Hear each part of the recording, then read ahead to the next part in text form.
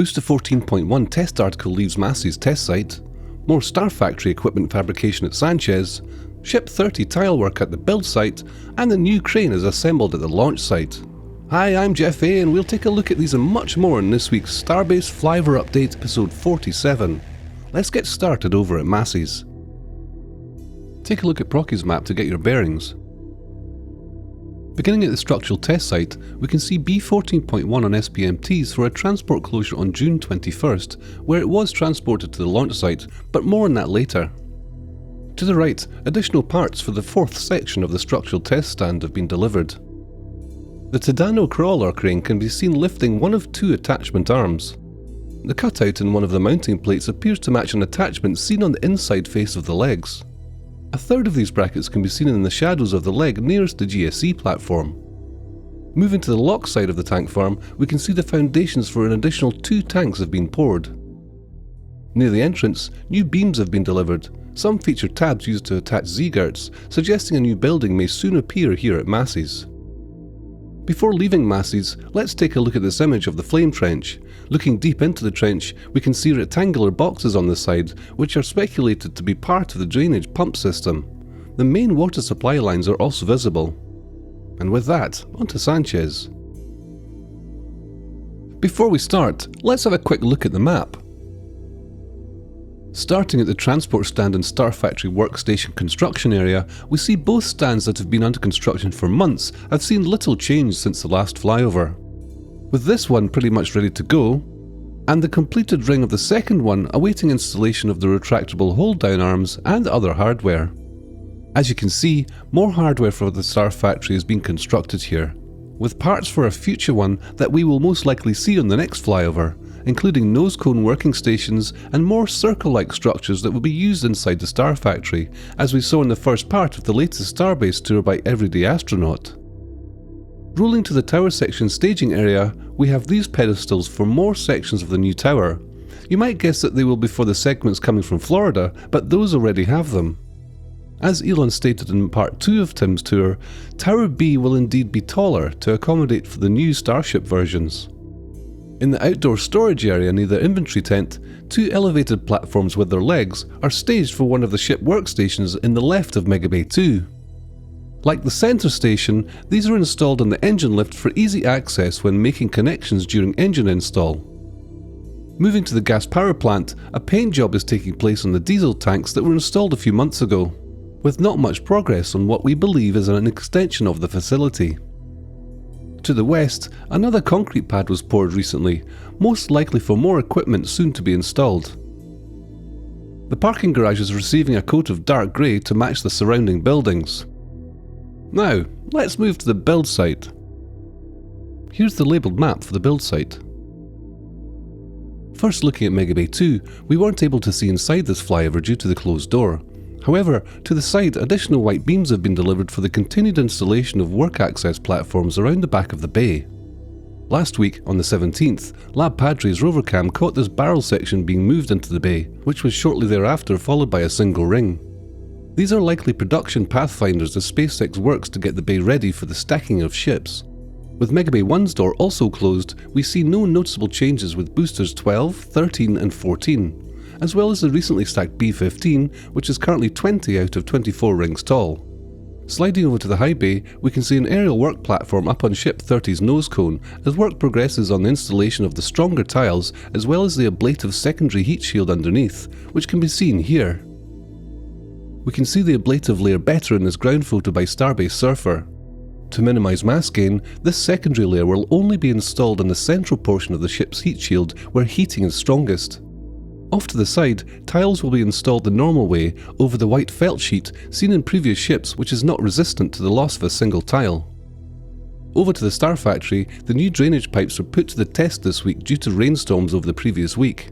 Additional black water mains have also been positioned here to supply water to the office building. Progress for the water retention wall is ongoing, and the area meant to be placed with footings and formwork for that wall has been flooded with stormwater. Inside the Star Factory itself, all holes in the roof have now been patched up and waterproofed as SpaceX prepares to start production in this area of the factory. According to Tim Dodd's interview with Elon Musk, the interior will be filled with equipment in around 3 months, from June 5th. Over at the area between Star Factory and the office building, there have been no noticeable changes, with the footings meant to connect the two buildings as we keep a lookout for steel columns arriving on site. At the office building, floor and roofing panels continue to be installed. Check out this labelled map of the ever-changing launch site. Starting at Orbital Pad B, it's hard to miss the CC-8800 now laying down in its initial boom configuration. To the right of the boom, we can see several sections. The two in the middle are for the luffing mass and were positioned on the jib later in the day, with the two other larger pieces being main or jib boom segments for future configurations. Zooming in on this open container, we can see the stacked pieces that are the fifth segment of the boom booster that may be inserted into a future configuration.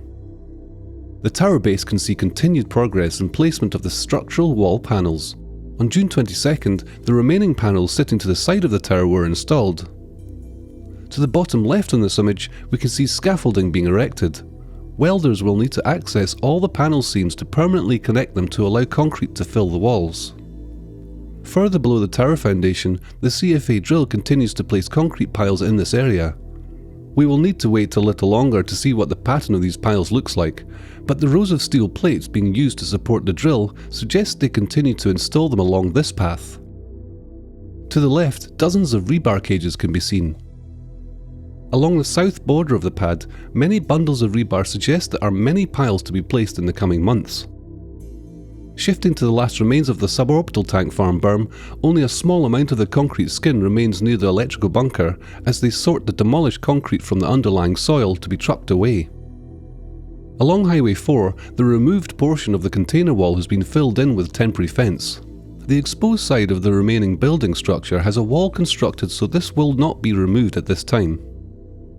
Further down near Gate D2, one of the wall containers was removed, with the triangular retaining wall segments partially replacing it in this image, with the space being filled later on to the guard shack container. At the end of the horizontal tank farm, the storage tank seen last week in Sanchez has been parked near its resting place.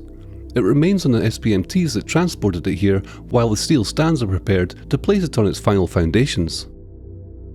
The LR11000 made its way back to the vertical tank farm this week as expected to resume scrapping of the 3 vertical LOX tanks. Seen here, GSEC 4 has been removed from GSC Tank 3. On June 22nd, GSEC 3 would be removed from GSC 6, which is the tank closer to Pad A. Wasting no time, on June 23rd, GSEC 1 would be lifted from the tank farm, leaving only the inner tanks remaining to be scrapped.